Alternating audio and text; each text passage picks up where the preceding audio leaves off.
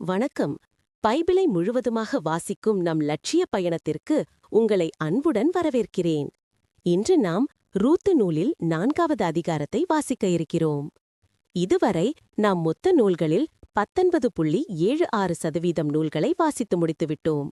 இன்னும் சில நூல்களை முடித்தால் நம் பயணம் வெற்றிகரமாகும். இன்றைய வாசிப்பின் மூலம் அந்த இலக்கை இன்னும் முன்னோக்கி நகர்த்துவோம். வாங்க தொடங்குவோம். கைப்பெண்ணின் வருமணம். இதற்கிடையில் போவாசு பொதுமன்றம் கூடும் நகர வாயிலுக்கு சென்று அங்கே அமர்ந்து கொண்டார். போவாசு முன்பு குறிப்பிட்ட எலிமலைக்கின் முறை உறவினர் அவ்வழியாக வந்தார். போவாசு அவரை பெயர் சொல்லி அழைத்து, இங்கே வந்து சற்று உட்காரும் என்றார். அவரும் அவ்வாறே அருகில் வந்து உட்கார்ந்தார். பிறகு போவாசு ஊர் பெரியோருள் 10 பேரை வரவழைத்து, இங்கே சற்று உட்காருங்கள் என்றார். அவர்கள் உட்கார்ந்தவுடன் போவாசு அந்த உறவினரை நோக்கி, நம் நெருங்கிய உறவினரான எலிமலைக்கிற்கு சொந்தமான துண்டு நிலம் ஒன்று இருப்பது உமக்கு தெரியுமல்லவா? மோவாபு நாட்டிலிருந்து திரும்பி வந்திருக்கும் நகோமி இப்போது அதை விற்கப் போகிறார். இதை காதில் போட்டு வைக்க வேண்டும் என்று நினைத்தேன். இங்கு அமர்ந்திருப்பவர் முன்னிலையிலும் என் உறவின்முறை பெரியோர் முன்னிலையிலும் அந்த நிலத்தை நீர் வாங்கிக் கொள்ளும். விருப்பமில்லையெனில் சொல்லிவிடும்.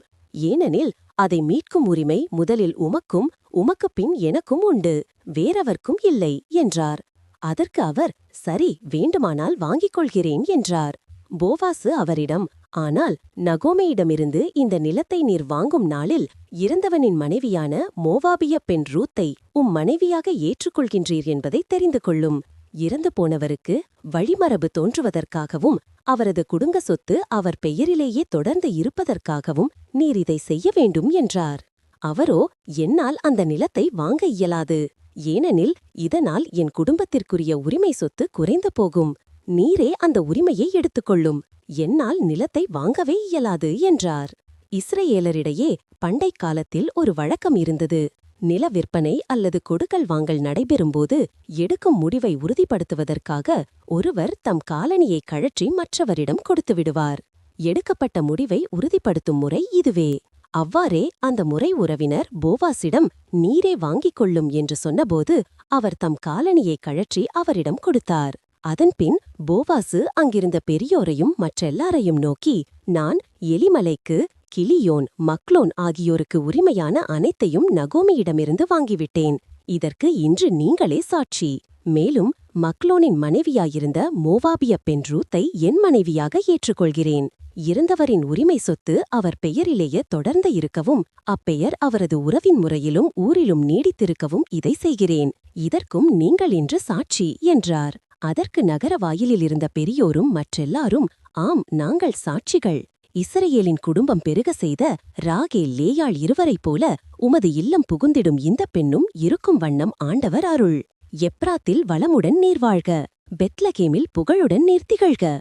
ஆண்டவர் இந்த பெண் வழியாக அருளும் பிள்ளைகளால் உமது குடும்பம் யூதா தாமார் மகனாம் பெரேட்சு குடும்பம் போன்று விளங்குவதாக என்று வாழ்த்தினர்.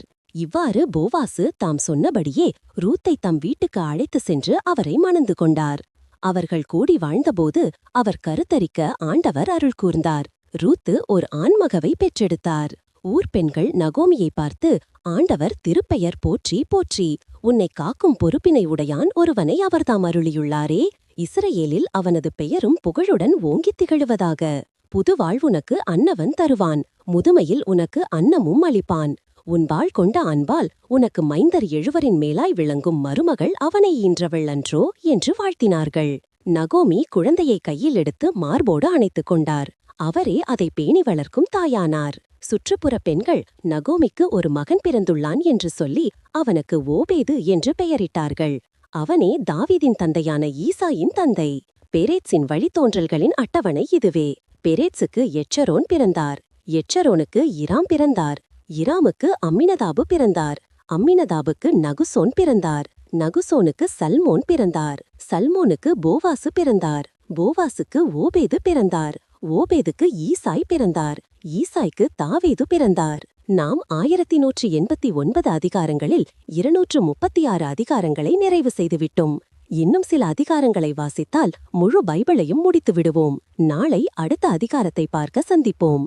நாள்தோறும் இந்த பயணத்தில் நீங்களும் பங்கேற்றால் பைபிளை முழுமையாக வாசித்து முடிப்போம். இது நம் வாழ்க்கையிலும் ஆன்மாவிலும் பெரிய மாற்றத்தை ஏற்படுத்தும். இந்த பயணம் உங்களுக்கு நம்பிக்கையையும் சமாதானத்தையும் கொடுத்தால் இந்த வீடியோவை லைக் செய்யவும் சப்ஸ்கிரைப் செய்யவும் மறக்க வேண்டாம். பகிர்ந்து மற்றவர்களையும் இந்த பயணத்தில் சேருங்கள். நாளை மறக்காமல் வாருங்கள்.